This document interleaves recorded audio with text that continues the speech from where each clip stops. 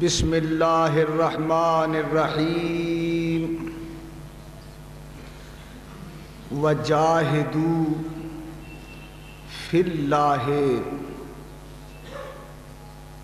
حق جہادہ صدق اللہ مولانا العظیم وصدق رسولہ النبی الکریم وَنَحْنُ عَلَى ذَلِكَ مِنَ الشَّاهِدِينَ وَالشَّاكِرِينَ وَالْحَمْدُ لِلَّهِ رَبِّ الْعَالَمِينَ إِنَّ اللَّهَ وَمَلَائِكَتَهُ يُصَلُّونَ عَلَى النَّبِيِّ يَا أَيُّهَا الَّذِينَ آمَنُوا صلوا علیہ وسلموا تسلیما الصلاة والسلام علیک یا سیدی یا رسول اللہ وعلی آلک واصحابک یا سیدی یا حبیب اللہ.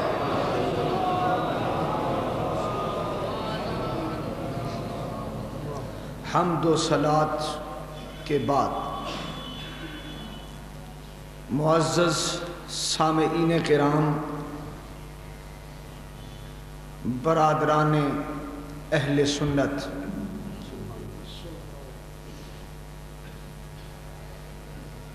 پروانگان شمع رسالت، ادب خوردگان نگاہ محبت،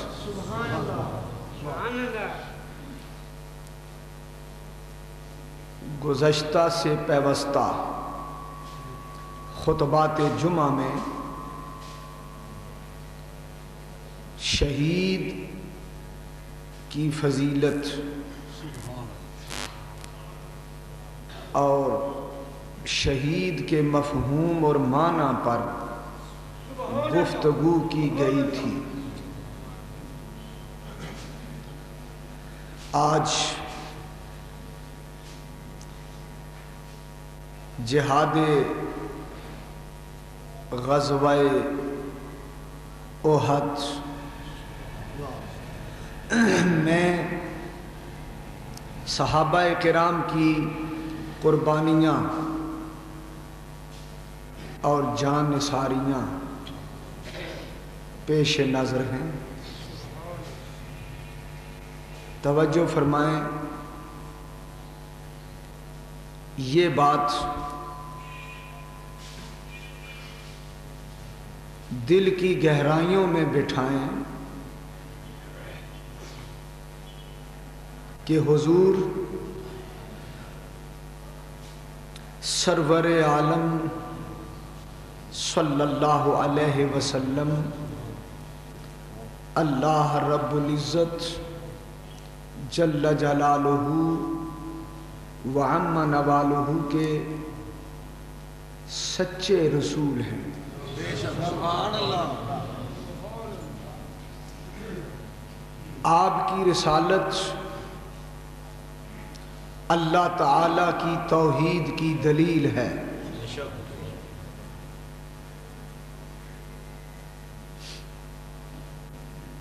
آپ کا مشن اپنی رسالت کی ذمہ داریاں نبھانے کے ذریعے اللہ کی توحید کو چمکانا ہے. آپ نے توحید خدا کی تبلیغ و معرفت کا حق ادا کیا.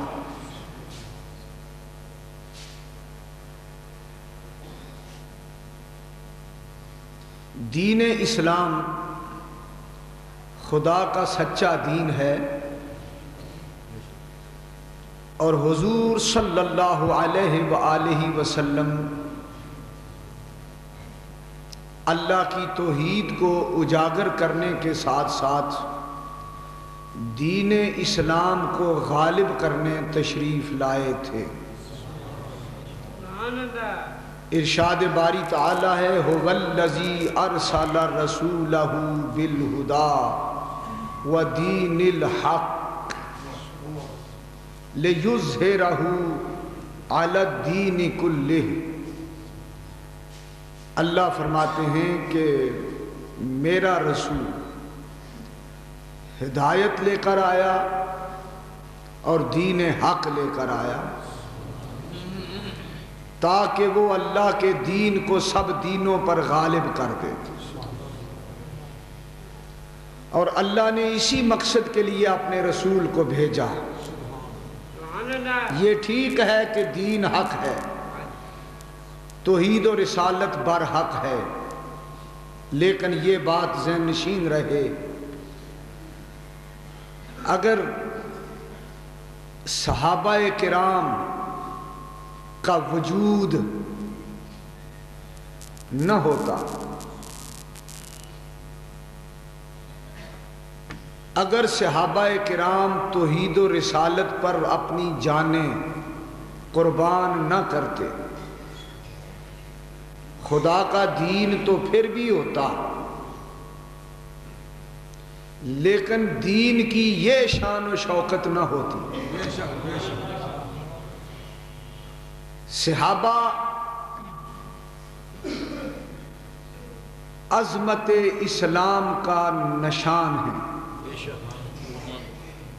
صحابہ صداقت دین کی میزان ہیں،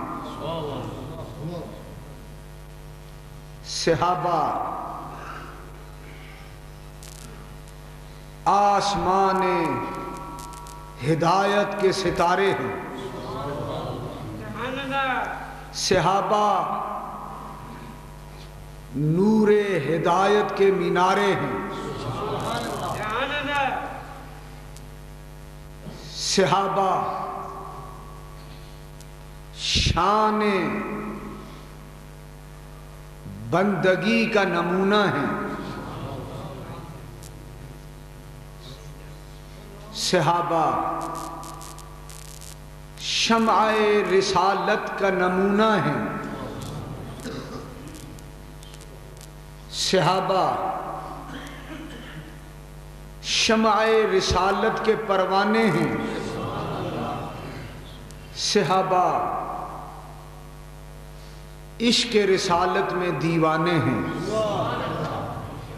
صحابہ نہ ہوتے دین تو ہوتا، لیکن دین کی یہ شہرت، یہ عزت، یہ تشہیر، یہ شوکت نہ ہوتی۔ حضور صلی اللہ علیہ وآلہ وسلم کی صحبت میں بیٹھنے والے، حضور کی زیارت سے لطف اندوز ہو کر تزکیہ نفس کی دولت حاصل کرنے والے صحابہ کرام وہ خوش نصیب لوگ ہیں جنہوں نے ایمان کی حالت میں عشق اور محبت کی نظروں سے جمال مصطفیٰ کے مزے لوٹے۔ سبحان اللہ،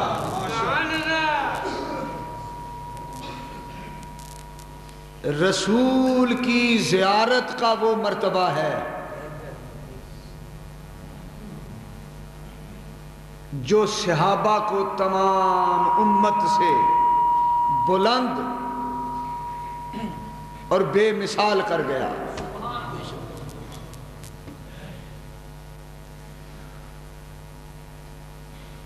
ایک ہے عبادت اور ایک ہے زیارت۔ عبادت اپنی جگہ پر بڑی اہمیت والی چیز ہے، اس میں کوئی شک نہیں، عبادت کی بڑی شان ہے، لیکن اگر آپ صحابہ کی عظمت پر غور کریں تو آپ کو پتہ چلے گا کہ جو درجہ زیارت کو حاصل ہے وہ عبادت کو نہیں۔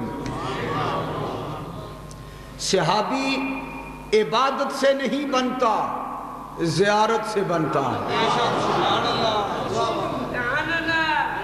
عبادت سے ولی بن سکتا ہے، عبادت سے غوث اور قطب بن سکتا ہے، عبادت سے نمازی بن سکتا ہے، عبادت سے غازی بنتے ہیں، عبادت سے لوگ حاجی بنتے ہیں، لیکن عبادت سے کوئی صحابی نہیں بنا۔ صحابی زیارت سے بنتا ہے۔ عبادت ہے شجر، لیکن زیارت ہے ثمر اس کا۔ سبحان اللہ۔ عبادت ہے شجر، لیکن زیارت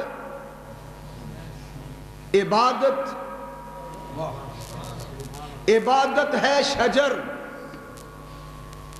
لیکن زیارت ہے ثمر اس کا۔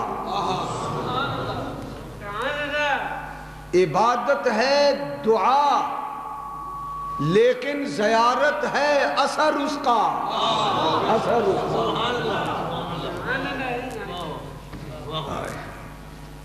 اس لیے صحابی اس کو کہتے ہیں جو ایمان کے ساتھ حضور انور کا چہرہ پاک دیکھ لے۔ سبحان اللہ، ماشاءاللہ۔ جس خوش نصیب نے ایک بار ایمان کی حالت میں حضور کو دیکھ لیا، صرف دیکھ لیا، صرف دیکھ لیا، ابھی کوئی عبادت نہیں کی، صرف محبت سے نبی کو دیکھا۔ سبحان اللہ۔ اس پر امت کا اجماع ہے کہ اگر اس شخص کو موت آ جائے عبادت سے پہلے نماز پڑھنے سے پہلے، ابھی نماز کا وقت نہیں آیا، ایمان لا کر نبی کو دیکھا ہے، کوئی عبادت نہیں کی، موت آ گئی، حج بھی نہیں کیا، زکوٰۃ بھی نہیں دی، نماز بھی نہیں پڑھی، روزہ بھی نہیں رکھا، اس کی روح پرواز کر گئی، وہ صحابی ہے اور ساری دنیا کے غوث، قطب، ابدال، اوتاد، مجدد، مجتہد، مفسر، محدث اس کے قدموں کی خاک کا مقابلہ نہیں کر سکتے۔ اللہ اکبر۔ یہ ہے حضور کی زیارت کی فضیلت۔ جس نے ایک نظر نبی کا رخسار دیکھا، حضور کی زلف دوتا دیکھی، حضور کی گھنی سیاہ داڑھی مبارک دیکھ لی، ماہ طیبہ کو دیکھا، والضحیٰ کا چہرہ دیکھا، واللیل کی زلفیں دیکھی، دیکھنے والے کی یہ شان بن گئی، اس کو صحابی کہتے ہیں۔ صحابہ کی عظمتوں کو ہمارا سلام ہو۔ رضی اللہ تعالی عنہم ورضوا عنہ، اللہ نے انہیں سند دے دی کہ اے صحابہ تم مجھ سے راضی ہو جاؤ، میں تم سے راضی۔ یہ رضا کی سند صحابہ کرام کو ملی ہے۔ یاد رکھو صحابہ نے امت کے سامنے جو عملی نمونہ پیش کیا ہے، صحابہ امت کے لیے آئیڈیل بن گئے ہیں۔ ایسا انہوں نے یہ سبق دیا ہے صحابہ کرام نے، کہ مسلمان کی شان یہ ہے کہ حق کے لیے جیے اور حق کی خاطر مر مٹے. بالکل بالکل بالکل مسلمان کی شان یہ ہے. یہی حقیقی کامیابی ہے. حق کے لیے جینا، حق کے لیے مرنا، یعنی خدا کے لیے جینا، خدا کے لیے مرنا، عشق رسول میں جینا، عشق رسول میں مرنا، یہ صحابہ کی زندگی کا سب سے نمایاں مقصد تھا، اولین مقصد. جیو تو خدا کے لیے، مرو تو خدا کے لیے.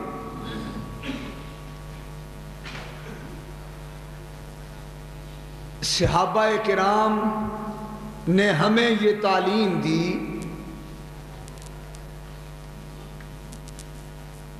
کہ جیت جانا اور ہار جانا، اس فلسفے کو سمجھو. صحابہ کی تعلیم یہ ہے کہ دوسروں کو مار دینا، کسی کا سر لے لینا، کسی کی جان لے لینا، صرف یہی جیتنا نہیں بلکہ اپنا سر دے دینا یہ بھی جیت ہے. فتح کس کو کہتے ہیں؟ کبھی ایسا وقت آتا ہے کہ خدا اور رسول کے دشمن کی جان لینی پڑتی ہے، یہ بھی فتح ہے. اور فتح کا صرف یہی تصور نہیں، کبھی فتح یوں بھی حاصل کی جاتی ہے کہ خدا اور رسول کی رضا کے لیے جان دینی پڑتی ہے. جان دینا بھی فتح ہے اور جان لینا بھی فتح ہے. اگر میں آپ سے پوچھوں کہ میدان کربلا میں فتح یزید کو ملی یا امام حسین کو؟ امام حسین فاتح ہیں کربلا کے، وہ جیت گئے، یزید ہار گیا. امام حسین نے بتایا کہ حق کے لیے صرف جان کسی کی لینا یہ فتح نہیں، بلکہ حق کے لیے اپنی جان دے دینا بھی فتح ہے. صحابہ کرام نے یہی مسئلہ امت کو سمجھایا. حق کے لیے جینا بھی فتح ہے اور حق کے لیے مرنا بھی فتح ہے. اگر یہ مسئلہ صحابہ کرام کا کسی کی سمجھ میں نہ آئے تو یہ مسئلہ پروانے سے پوچھا جا سکتا ہے. شمع کا جو پروانہ ہوتا ہے نا، یہ مسئلہ اس سے پوچھو، پروانے سے پوچھو کہ تجھے شمع پہ جل جانے میں کتنا مزہ آتا ہے. سمجھ آ گئی بات؟ کوئی پروانے سے پوچھے کہ تجھے شمع کا طواف کرتے کرتے شمع پہ قربان ہو جانے میں، جل جانے میں کیا مزہ آتا ہے، مگر پروانہ تو اسی کو جواب دے گا نا جو پروانہ ہوگا. دوسروں کو کیا پتا. سبحان اللہ. کسے پروانے نو پوچھیا تینوں سڑ کے کی لبدا؟ توجہ ہے. سبحان اللہ. کسے پروانے نو پوچھیا تینوں سڑ کے کی لبدا؟ انہیں کیا ہوئے بے سمجھا جمال یار دی خاطر. جمال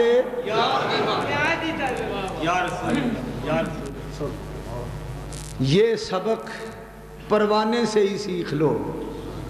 پروانہ کہتا ہے شمع پہ جل جانے میں جو مزہ ہے وہ جینے میں نہیں۔ پروانہ شمع پہ جل جائے تو پروانہ ہے۔ مسلمان شمع توحید و رسالت پہ جل جائے تو شہید ہے۔ پروانے کو جلنے میں مزہ آتا ہے اور شہید کو مرنے میں مزہ آتا ہے، ایسا مزہ جو جینے میں نہیں۔ اللہ کی قسم، بخاری شریف کی حدیث ہے، بخاری شریف کی حدیث، قیامت کے دن اللہ تعالی نمازیوں سے پوچھے گا جنت میں، نمازیوں میری جنت کیسی؟ نمازی کہیں گے واہ سبحان اللہ، مزہ آ گیا۔ حاجیوں میری جنت کو کیسا پایا؟ یا اللہ لطف آ گیا، بے مثال جنت۔ اللہ پوچھے گا شب زندہ دارو، تہجد گزارو، زکوٰۃ دینے والو، روزے دارو، میری جنت کی نعمتوں کا کچھ مزہ آیا؟ کہیں گے یا اللہ حد ہو گئی، ایسا مزہ آیا، ایسا مزہ نہ دیکھا نہ سنا۔ حدیث میں آتا ہے شہیدوں کی باری آئے گی،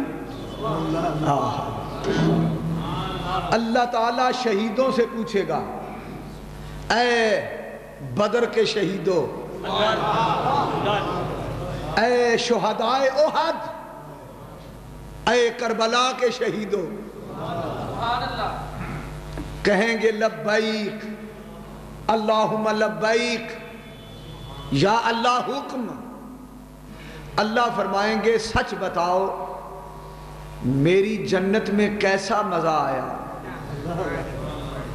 تو حدیث میں آتا ہے میرے حضور فرماتے ہیں کہ شہید پورے ادب کے ساتھ ہاتھ باندھ کر سر جھکا کر بارگاہ خدا بندی میں عرض کریں گے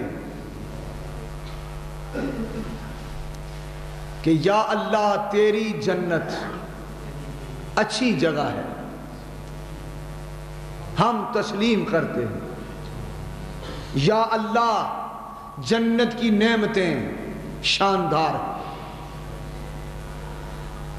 جنت میں کوثر و سلسبیل نہایت اچھی چیزیں ہیں، تیری جنت اچھی جگہ ہے۔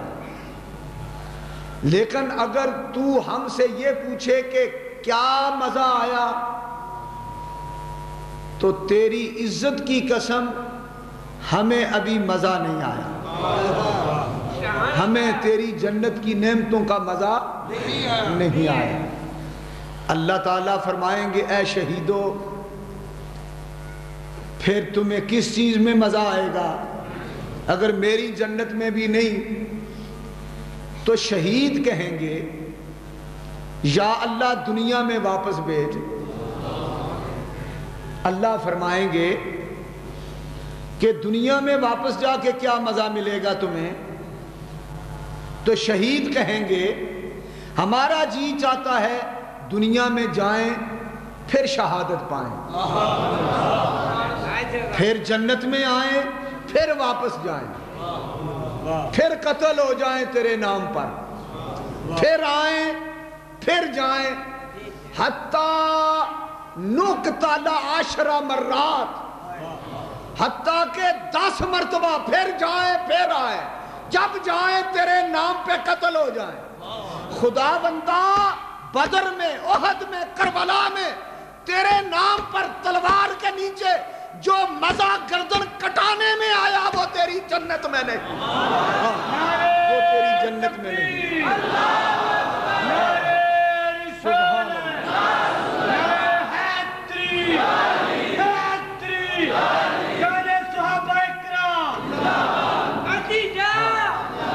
حضرات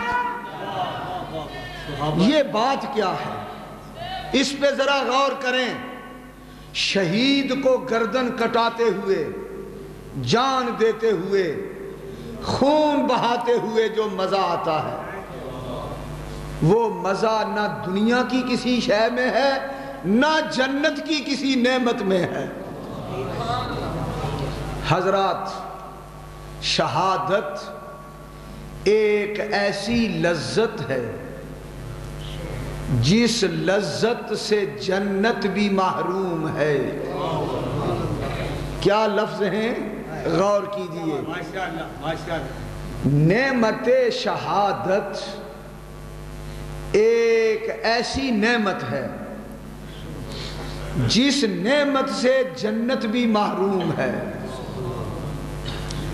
جنت میں سب کچھ ہے لیکن شہادت نہیں.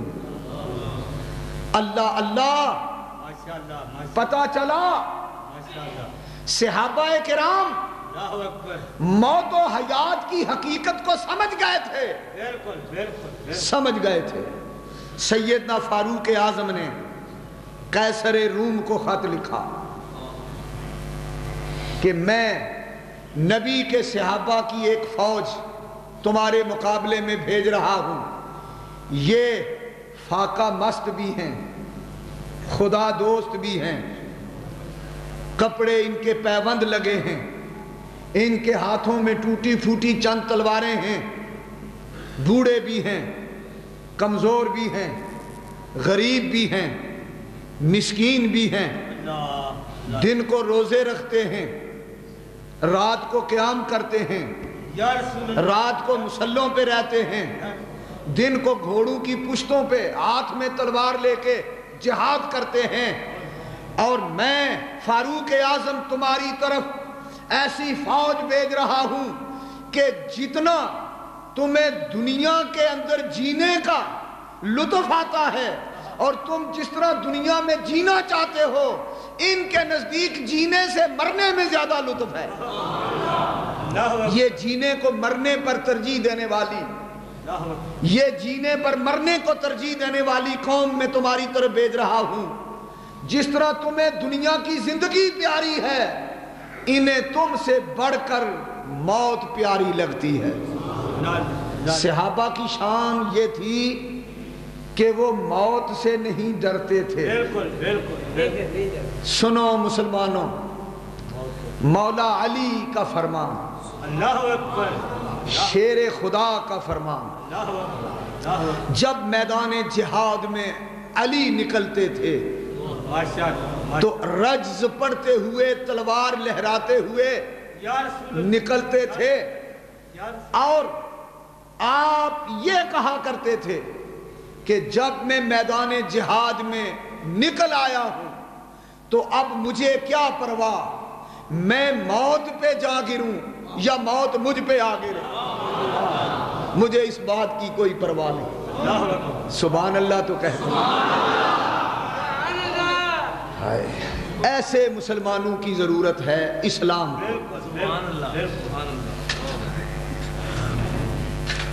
حضرات، پروانے سے پوچھو شمع کے حسن و جمال پہ مر جانے میں کیا مزہ ہے، اور سچ پوچھو تو توحید و رسالت کی شمع کے پروانے تو صحابہ ہیں. آؤ پروانوں کی بات کریں. شمع توحید و رسالت کے پروانوں کی بات کریں جو توحید و رسالت کی شمع پہ جل گئے، مر مٹے، جانیں دے گئے، اولادیں قربان کر گئے، بظاہر مٹ گئے لیکن ہمیشہ کے لیے زندہ ہو گئے. 14 صدیاں بیت گئی ہیں، ابو بکر آج بھی زندہ ہے، عمر آج بھی زندہ ہے، عثمان آج بھی زندہ ہے، علی آج بھی زندہ ہے، ابو ہریرہ آج بھی زندہ ہے، امیر حمزہ آج بھی زندہ ہے، بدر کے، احد کے، کربلا کے شہید زندہ ہیں، حسین اب بھی ہے زندہ.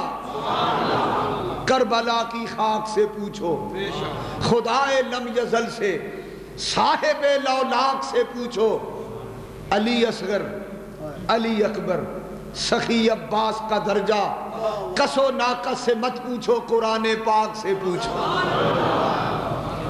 وَلَا تَقُولُوا لِمَنْ يُقْتَلُ فِي سَبِيلِ اللَّهِ أَمْوَاتٌ، خدا اعلان کر رہا ہے، عرش سے اعلان ہو رہا ہے، لوح محفوظ سے یہ گونج سنائی دے رہی ہے کہ شہیدوں کو مردہ نہ کہنا، وہ زندہ ہے۔ بدر کے شہید زندہ، احد کے شہید، آؤ احد کے شہیدوں کی بات کریں۔ سبحان اللہ۔ مارکہ کارزار گرم ہے، حضور اپنے غلاموں کو شمع رسالت کے پروانوں کو لے کر مدینے سے باہر نکل کر میدان احد میں جلوہ گستر ہیں، دونوں طرف فوجوں کا آمنا سامنا ہے، مدینے میں اعلان جہاد ہو گیا ہے، منادی دف بجا رہا ہے گلیوں میں، اور عرض کرتے جو مال مانگو تو مال دیں گے، جو جان مانگو تو جان دیں گے، لیکن یہ نہ ہو سکے گا ہم سے کہ نبی کا جاہو جلال دیں گے۔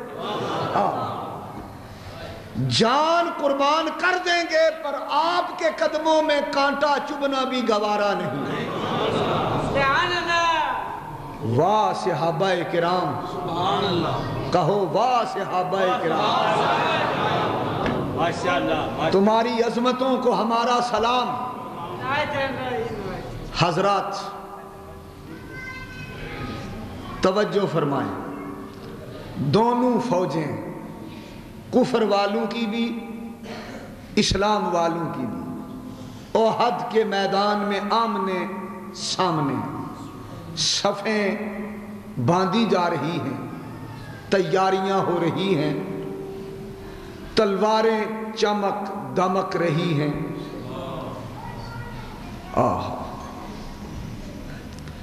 حضور کے صحابہ کرام صفیں باندھ کر تلواریں لہرا کر تیار ہیں کہ یکا یک میدان احد کے قریب سے ایک من چلا سا نوجوان گزر رہا تھا، اسے کوئی خبر نہ تھی کہ یہاں کیا ہو رہا ہے۔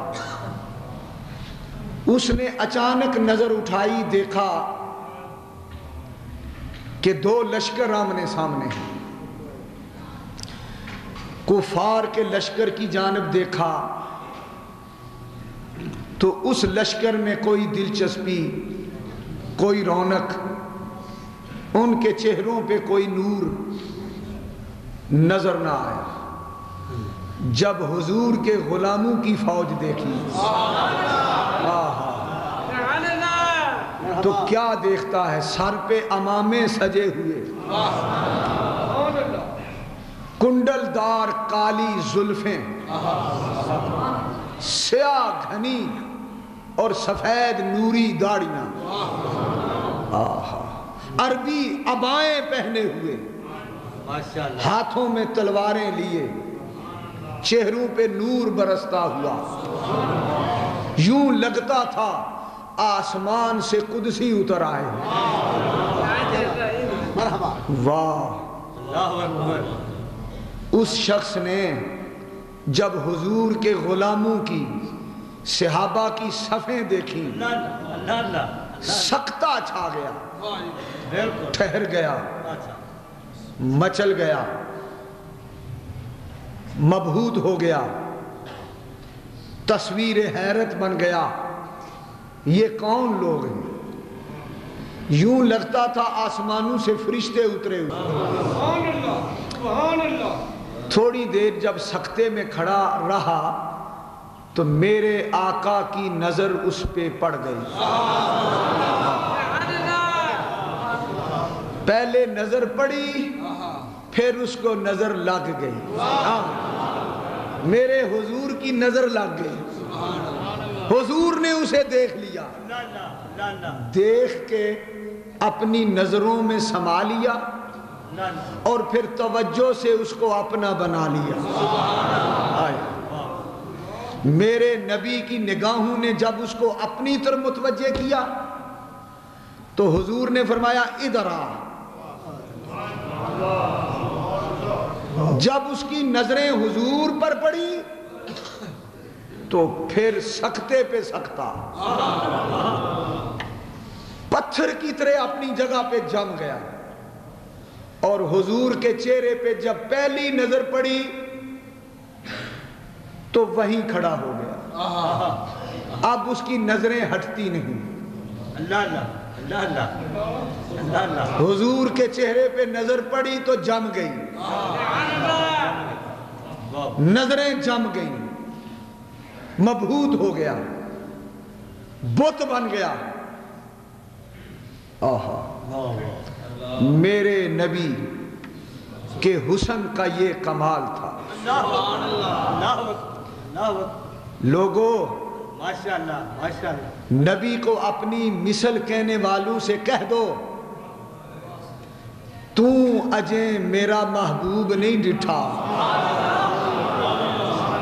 مولوی تیری داڑھی تو لمبی ہو گئی, تیرے ماتھے پہ محراب تو پڑ گیا, تو نے کتابیں تو پڑھ لی, مسلم اور بخاری تو پڑھ لی, پر تجھے روز بخار آتا ہے, تجھے بخاری نہیں آتی.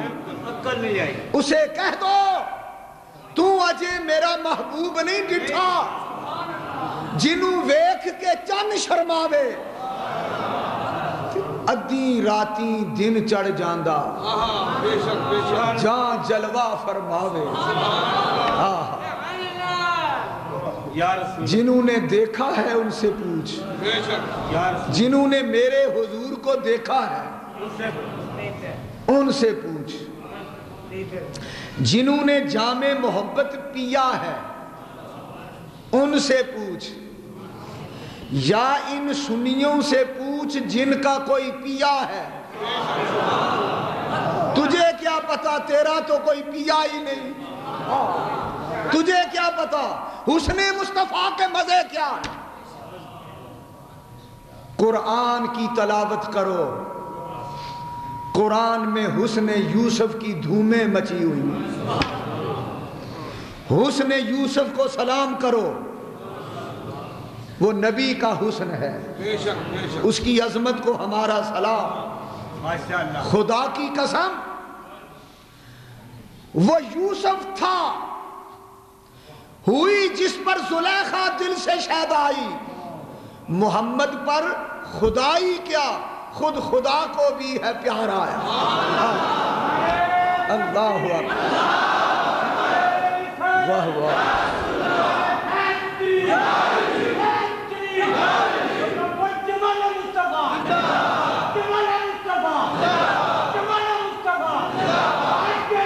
صلی اللہ علیہ وآلہ وسلم. اللہم صلی علی سیدنا محمد بقدر حسنہ و جمالہ و جودہ و نوالہ و فضلہ و کمالہ و صحبہ و آلہ و بارک وسلم. حسن یوسف سبحان اللہ, لیکن حسن مصطفیٰ واہ واہ ماشاءاللہ سبحان اللہ الحمدللہ. ایک جملہ کہہ کے آگے چلتا ہوں. اہل ذوق اہل محبت کی توجہ کے لیے, حسن یوسف بے مثال تھا. 3 مہینے رجی خلقت, 3 مہینے عارف کھڑی بول رہا ہے. ایک حدیث کا ترجمہ ہے 3 مہینے رجی خلقت ویخ یوسف کنعانی تے جنہ محمد عربی ڈٹھا رجے دو ہی جہانی.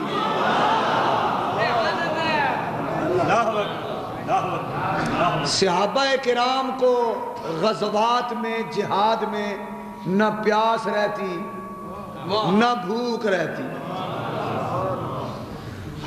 اور جنہوں نے جمال مصطفیٰ دیکھا ہو انہیں بھوک اور پیاس کیا کہتی ہے. حدیث میں آتا ہے صحابہ کو جب پیاس لگتی تو حضور کو دیکھتے پیاس بجھ جاتی. سبحان اللہ. تو بولو. بھوک لگتی حضور کے چہرے پہ نظر ڈالتے تو بھوک ختم ہو جاتی. جنا محمد عربی ڈٹھا رجے دو ہی جہانی. ایک جملہ کہہ رہا ہوں. حسن یوسف اتنا چمک رکھتا تھا. حسن یوسف میں چمک ہے اور حسن محمد میں نمک ہے. کیا کہا؟ میں ایک حدیث کا ترجمہ کر گیا. حضور نے فرمایا اخی یوسف صبیح وانا ملیح. یوسف کا حسن سفید تھا میرا حسن نمکین ہے. حضور نے فرمایا میرا حسن نمکین ہے. سفید چیز جو ہوتی ہے اس میں چمک ہوتی ہے اور وہ چمک کر دوسرے کو دور کرتی ہے. اور نمک کی شان یہ ہے کہ ہر کے در کان نمک رفت نمک شد. نمک کے اندر کشش ہوتی ہے وہ ہر کسی کو اپنی طرف کھینچتا ہے. جو حسن نمکین ہوتا ہے وہ ہر کسی کو اپنا بناتا ہے. جو حسن سفید ہوتا ہے وہ ہر کسی کو دور ہٹاتا ہے. یہ حضور کا فرمان ہے. حضرات محترم صحابہ نے پوچھا تھا یا رسول اللہ حسن یوسف اور آپ کے حسن میں کیا فرق ہے؟ حضور نے فرمایا یوسف کا حسن سفید تھا میرا حسن نمکین ہے.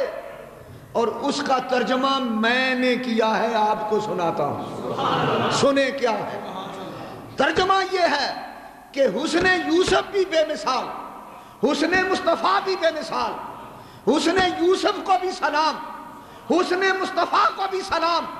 مگر فرق یہ تھا کہ جب حسن یوسف پہ نظر پڑتی تھی تو کسی کی نظر جمتی نہ تھی اور جب حسن مصطفیٰ پہ نظر پڑتی تھی تو پھر کسی کی نظر ہٹتی نہ تھی. ہٹتی نہ تھی.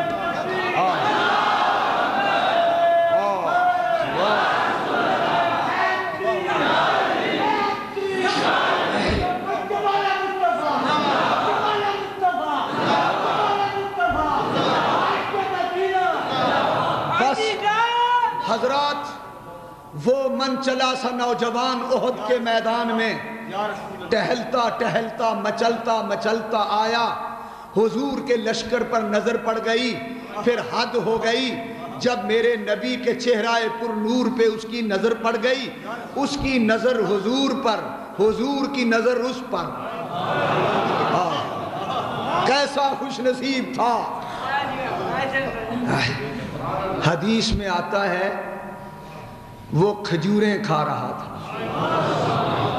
عرب کے لوگوں کی عادت تھی کہ وہ چلتے پھرتے کھجوریں کھاتے تھے. اس کی جیب میں کھجوریں تھیں وہ کھجوریں کھاتا تھا. جب اس کی نظر حضور پر اور حضور کی اس پر پڑی تو وہ کھجور ہاتھ میں لیے ہوئے تھا.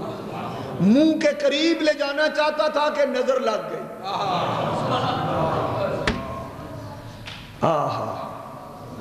کھجور بھی وہیں ادھر کھجور ادھر حضور. ادھر کھجور ادھر حضور. اب یوں سمجھیں کہ وہ نوجوان کھجور سے حضور تک پہنچا. پہلے کھجور کے پاس تھا پھر حضور کے پاس، اب کھجور رہ گئی اور حضور ہی حضور ہو گئے۔ کھجور یاد نہ رہی، حضور یاد رہ گئے۔ حضور مسکرا کے اس نوجوان کو فرماتے ہیں، اے نوجوان کیا دیکھ رہے ہو؟ بڑے ادب سے ہوش سنبھلے تو کہنے لگا یہ کیا ہو رہا ہے؟ فرمایا جہاد ہو رہا ہے۔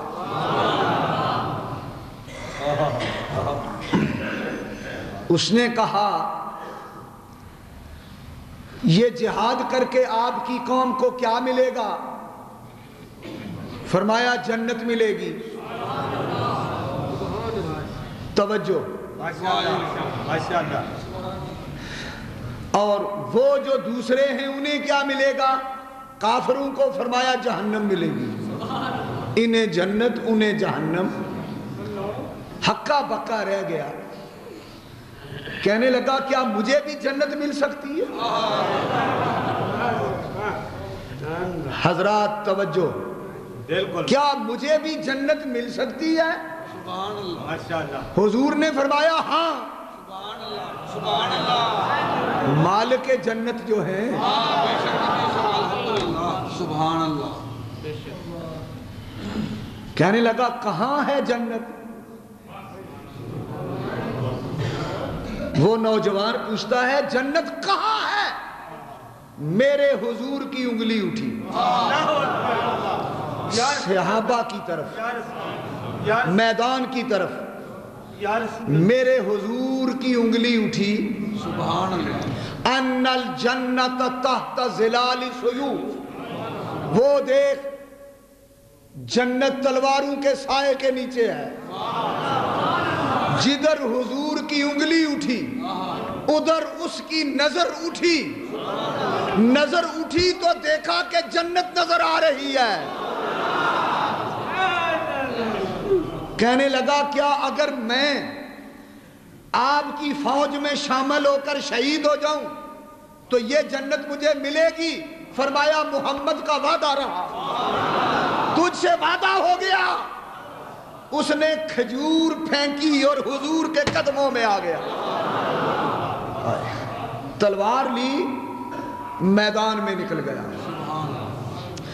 جب میدان میں نکلا تو میرے حضور نے فرمایا جس نے اس دنیا میں کسی چلتے پھرتے جنتی کو دیکھنا ہو وہ اسے دیکھ لے۔ اللہ اللہ، شہید ہوا، غزوہ احد کا شہید۔ میں آپ سے پوچھتا ہوں اس شخص نے کوئی نماز پڑھی، کوئی روزہ رکھا، حج کیا، زکاتیں دیں، نفل پڑھے، شب بیداری کی؟ کچھ بھی نہیں کیا۔ کیا کیا؟ بس حضور کو دیکھ لیا۔ پتہ چلا جو شان زیارت کی ہے وہ عبادت کی نہیں۔ زیارت بڑی شے ہے، نیکوں کی زیارت، ماں کی زیارت، باپ کی زیارت، پیر کی زیارت، عالم کی زیارت، قرآن کی زیارت، مسجد کی زیارت، کعبے کی زیارت۔ اب زیارت میرا موضوع نہیں، ورنہ میں زیارت کے منکروں سے پوچھتا کہ تم کدھر جا رہے ہو؟ حضور نے فرمایا ان نظر الی وجہ العالم عبادت، میری امت کے کسی عالم کو دیکھنا بھی عبادت۔ حضور نے فرمایا ان نظر الی الکعبۃ عبادت، کعبے کو دیکھنا عبادت۔ حضور نے فرمایا ان نظر الی وجہ علی عبادت، علی کو دیکھنا بھی عبادت۔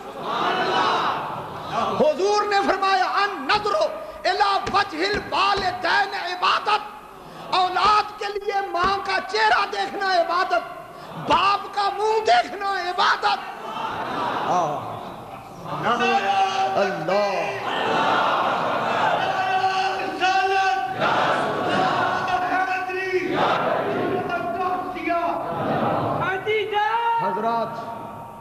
پہلا سبق غزوہ احد سے یہ ملا کہ جو شان زیارت میں ہے وہ عبادت میں نہیں، جو درجہ زیارت کا ہے وہ درجہ عبادت کا نہیں۔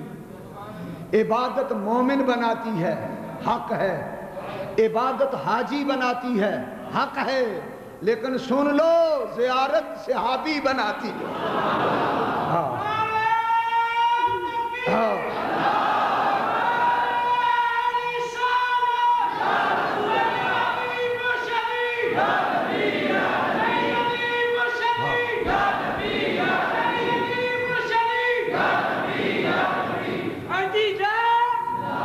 غزوہ احد کی بات زیارت سے چلی، غزوہ احد کی بات زیارت سے چلی اور زیارت سے شہادت تک پہنچی۔ جب زیارت کی یہ شان ہے تو زیارت کے ساتھ ساتھ شہادت کی شان کیا ہو۔ میرے نبی احد کے میدان میں اپنی تلوار لہرا رہے، میں یاخذ منی ھذا السیف بحقہ، اپنی تلوار لہرا رہے ہیں۔ اے صحابہ تم میں کون ہے جو مجھ سے میری تلوار پکڑے اور اس کا حق ادا کر دے۔ ابو بکر بےتاب ہیں، عمر بےتاب ہیں، علی بےتاب ہیں، دوسرے صحابہ بےتاب ہیں کہ یہ تلوار ہمیں ملے، ہمیں ملے۔ ابو دجانہ ایک صحابی ہیں، وہ چھلانگیں لگاتے ہوئے آگے جا گرے، حضور خدا کے لیے مجھے دے دو۔ ابو دجانہ نمبر لے گیا۔ یہ صحابہ نمبر لیتے تھے بڑھ بڑھ کے، کوئی خلافت میں نمبر لے گیا، کوئی امامت میں نمبر لے گیا، کوئی صداقت میں نمبر لے گیا، کوئی شہادت میں نمبر لے گیا۔ حضور دیتے تھے، تقسیم کرتے تھے، صحابہ لیتے تھے، حضور مجھے دے دو۔ حضور مسکرائے، ابو دجانہ ہوش میں آ، کیا کہہ رہا ہے؟ حضور یہ اپنی تلوار مجھے دے دو۔ فرمایا میں نے کہا ہے بے حق ہی، وہ لے جو اس کا حق ادا کر۔ ابو دجانہ ہاتھ جوڑ کے کہتے ہیں مولا اس کا حق کیا ہے وہ بھی بتا دو۔ حضور نے فرمایا اس تلوار کو خدا اور رسول کے دشمنوں پر اتنا چلاؤ کہ یہ ٹیڑھی ہو جائے۔ عرض کی حضور میں اس کا حق ادا کروں گا۔ میرے نبی نے تلوار ابو دجانہ کو دے دی، ابو دجانہ نے تلوار چومی، سینے سے لگائی، اچھلے، تھوڑا سا پیچھے ہٹے، پیچھے ہٹ کے جس طرح پہلوان اکھاڑے کے اندر نکلتا ہے اس طرح اکڑ اکڑ کے سینہ تان کے ناچنے لگے۔ آہا جلدی جلدی اپنے خیمے میں گئے، واپس آئے، ایک سرخ رومال سر پہ باندھے ہوئے۔ ابو دجانہ کی عادت تھی جب کسی میدان جہاد میں نکلتے تلوار ہاتھ میں اور سر پہ سرخ رومال کی پٹی باندھتے، اور وہ سرخ رومال سر پہ باندھ کر لہراتے ہوئے اکڑ کر پھر حضور کی طرف دوڑے کہ میں اب آخری اذن لے لوں۔ اللہ اکبر، اللہ اکبر۔ سیرت اور تاریخ کے اندر ہے ابو دجانہ کی دستار کے ایک سرے پر لکھا ہوا تھا نصر من اللہ و فتح قریب، ایک سرے پر یہ آیت، اور اس رومال اور دستار کے دوسرے سرے پر لکھا تھا الجبانۃ فی الحرب عار من فر لم ینج من النار۔ کہ میدان جہاد میں بزدلی کرنے والا بڑا بزدل اور عیبی ہوتا ہے. جو میدان جنگ سے بھاگ جائے وہ دوزخ کا ایندھن بنتا ہے. یہ لفظ لکھے ہوئے تھے. الجبانۃ فی الحرب عار من فر لم ینج من النار. دوسرے سرے پر یہ لکھا ہے. اور جب اکڑ کے دوڑنے لگے میدان میں جس طرح پہلوان اکھاڑے میں نکلتے ہیں تو حضور مسکرا پڑے. مسکرا کے حضور نے فرمایا یہ چال خدا کو ہر جگہ ناپسند ہے. یہ چال اکڑ کے چلنا خدا کو ہر جگہ ناپسند ہے. لیکن آج ابو دجانہ کی یہ چال دیکھ کے خدا بھی خوش ہو گیا. پتہ چلا تکبر خدا کے مقابلے میں برا ہے. خدا کے دشمنوں کے ساتھ تکبر کرنا اچھا ہے. تو بات نیت پر ٹھہری. نیت اچھی ہو تو اکڑنا ثواب ہے. نیت بری ہو تو اکڑنا عذاب ہے. اسلام کے اندر ناز بھی ہے, نیاز بھی, جلال بھی ہے, جمال بھی. کبھی سر جھکانا کمال ہے, کبھی سر اٹھانا کمال ہے. جب کفر کا مقابلہ ہو تو کعبے میں سینہ تان کے اچھل اچھل کے طواف کرنا ناز کے ساتھ, یہ بھی خدا کو پیارا لگتا ہے. حضرات محترم, ابو دجانہ نے حضور کی تلوار لی, غزوہ احد میں نکلے, میمنہ پہ میسرہ پہ جھپٹے, قلب لشکر میں جا گھسے. کفر کی صفیں طے ہو بالا کرتے ہوئے کشتوں کے پشتے لگاتے گئے حتیٰ کہ خون خار ہندہ سامنے آ گئی. جب ہندہ ایک عورت سامنے آئی تو تلوار مارنے لگے. خیال آیا یہ حضور کی تلوار ہے, یہ کسی عورت پر نہیں چلنی چاہیے, یہ اس تلوار کی توہین ہے, بے ادبی ہے. ہندہ کو چھوڑ دیا. نبی کی تلوار کی آبرو کو پہچانتے تھے. اتنا لڑے, تلوار بھی ٹیڑھی کر دی اور خود بھی شہید ہو گئے. انا للہ و انا الیہ راجعون. میدان احد کے شہیدوں نے شمع رسالت کے گرد پروانے بن کر کس طرح جانے دی.